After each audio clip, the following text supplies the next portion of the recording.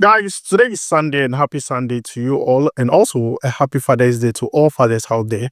May God richly bless you. In today's video, we are going to take a look at what Partey had to say about Mohammed Kudus and his performance with West Ham in the EPL last season. We're also going to talk about Antoine Semenyo's move to Manchester United. It is back on, and I'm here with all the explanation. We are going to talk about Inaki Williams, the Ghana Football Awards, and also Memphis Depay. But before we jump into it, don't forget to like, subscribe, and also turn on notification. My name is Adam. You're watching SportsCornerGH weekly. Let's jump into it and begin with Inaki Williams. Today, he turns 31. Inaki Williams, happy birthday. There is no better way to celebrate Inaki Williams than showing you the 2 goals he scored with the Black Stars. Let's check it out. Makes his way into the box, it's delivered in, and the header, and the winner! They do find the breakthrough, and it is Inaki Williams who scores for Ghana for the very first time, and in doing so, finally unlocks the most resilient of Malagasy defences. A second goal could put the game out of sight already. And Nuama with the left foot rather, and Jordan Ayew taking quite a while over this, but it should be Nuama. Goes along the top of the box, and it just ricochets. Mohammed Kudus is still alive, and a free header, and an easy goal. Calm as you like. Ghana 2, Chad 0.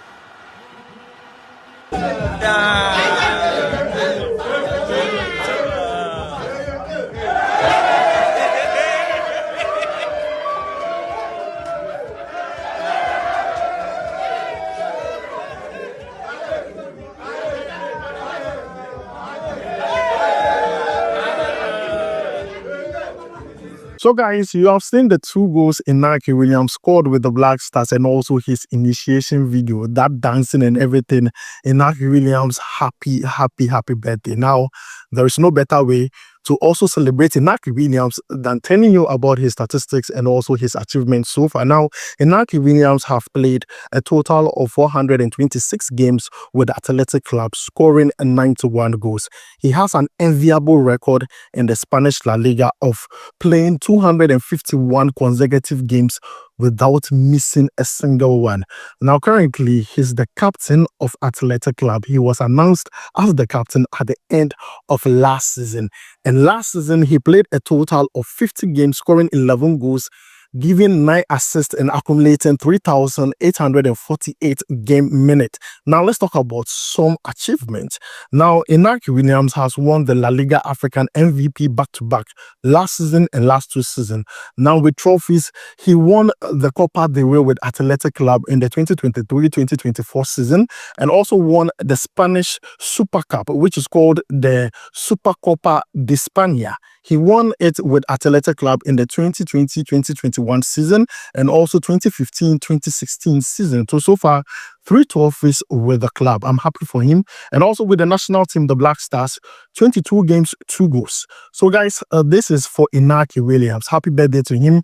Happy 31st birthday to Inaki Williams. We wish him nothing but the best. Now, let's move away from Inaki Williams and talk about Partey. Yesterday, he spoke about Mohammed Kudus. He was asked, Mohammed Kudus last season, a lot of people are saying he had a bad season. He did not play extremely well with West Ham in the EPL. What do you have to say about it?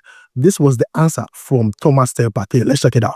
Last year, the winner was Mohammed Kudus, your teammate. But this year, he wasn't nominated. Maybe quite a difficult year. Have you stayed in touch with him? Same country. Have you guys been in touch? Well, I think to say a difficult year for Kudus, it also depends on the goals. But when you come to quality, you can never say it's the difficult year for him. So for me, I always know he's one of the best we have in the country, and he's, our star boy. Well, thank you very much, Thomas. So guys, you have heard from Partey on Mohammed Kudus. I don't want to talk too much. See, everybody wants to see what do you want to see when it comes to Mohammed Kudus playing for West Ham? But then Thomas Partey has different things to say. Now, this is what he said, and I'm going to read it out very quickly. He says that to say it's a difficult year for Mohammed Kudus, it depends on the goals. But when it comes to the quality, you can never say it was a difficult year for him. For me, I always know Mohammed Kudus is one of the best we have in the country. He's our star boy. Simple, period. Simple as that. Thomas Partey, thank you for saying that and clearing the air. And also, Thomas Partey had some few things to say about the captaincy issue. Let's check it out together. What did you make of all of it, especially with all the press conferences and that sort of thing? What do you want? Oh, you mean to Jordan? No, not necessarily that, but about the period when you didn't show, when you were not available, and then the changes that happened in the rest. I'm just wondering. Jordan, Kudus, that whole process in the rest. Yeah, what can I say about this? Me personally, I never even think of, controlling or being the head of anything. All I wanted is to enjoy. I came to Blasters willingly, I went to under 20, they did not pick me. Then I came to Blaster when I was the highest level which I could go somewhere else, but this is my country and I want to be here because I've seen a lot of good players that have given everything here and enjoy. When I see when Apia was here, when Montari, all these people, they were enjoying. They were not like stressed or fighting about anything.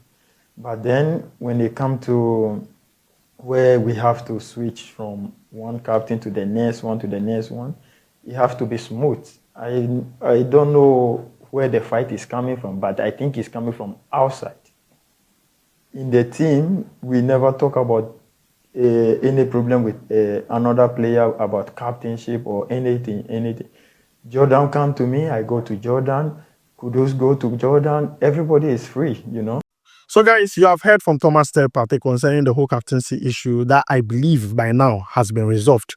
Jordan, Partey, Kudus, that whole thing, I hope it has been resolved. So guys, that is it with Thomas Partey. We are going to come to the Ghana Football Awards, but before that, let's talk about Antoine Semenyo and his transfer saga. Look, a few days ago, I brought you an update that Tottenham are serious about Semenyo and are willing to pay a certain amount for the player. Now, the people advocating for Semenyo at Tottenham are the head of scouts and also the head of performance. These two persons are really interested in bringing Semenyo to Tottenham.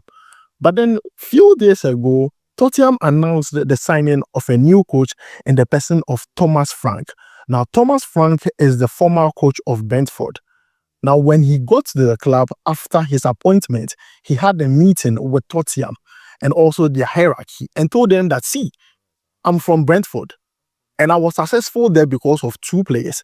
And I want you to help me bring these two players to Tottenham. And then they asked him, which two players are you talking about? Then he mentioned first player, Brian Mbeumo. Second player, Wissa. He told them that if you can bring me these two players, I'll be successful at Tottenham. But then there was this, meeting and also talks about Semenyo in the meeting. It was like, we wanted to go in for Semenyo, looking at what he did with Bournemouth last season. If you are cool with it. And it was like, see, Mbeumo can do what Semenyo can do and even better. Compare their statistics of last season. Mbeumo scored 20 goals in the EPL. Semenyo scored 11 goals. So this became a whole argument at the meeting, and it was concluded that Tottenham were going to pursue Brian Mbeumo. Now, Brian Mbeumo is a tough target for Manchester United, but Manchester United are doing romance without penetration. Today, tomorrow, United are talking about the player. They want to talk to the player, the club, and everything. But so far, United has not done anything concrete yet. Now, Tottenham are now front runners to sign Brian Mbeumo, meaning that Semenyo is no longer a top target for Tottenham.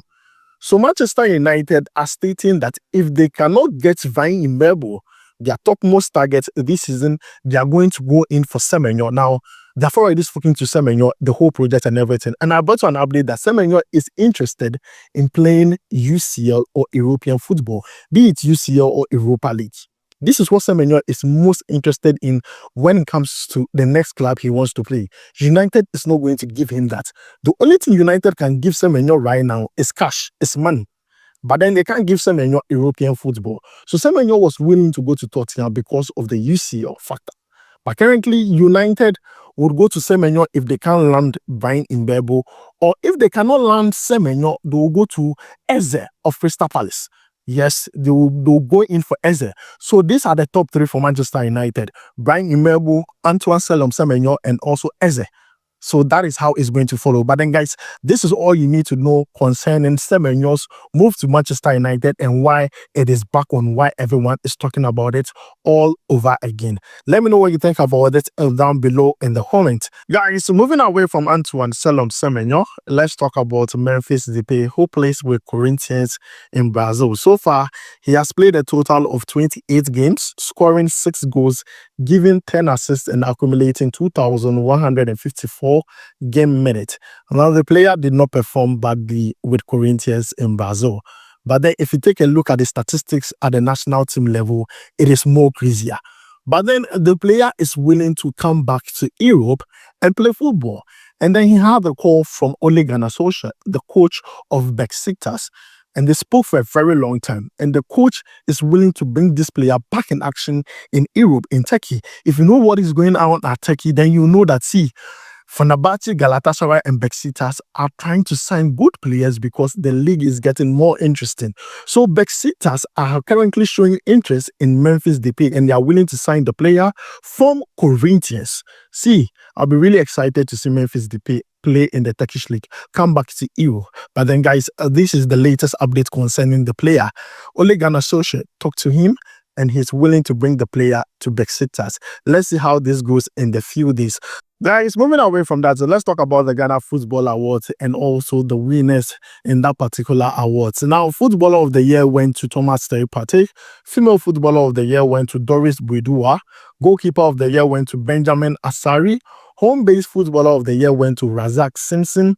And also, if you take a look at the Odate Lantis Future Star winner, went to Jerry Efriye. Best African International Footballer of the Year went to Hakimi. And also, Football for Good went to Thomas Partey and also Tariq Lamptey. Now, let's take a look at what Thomas Partey had to say at the awards ceremony. Let's check it out. Footballer of the Year awards here at the Ghana Football Awards. Thomas Partey.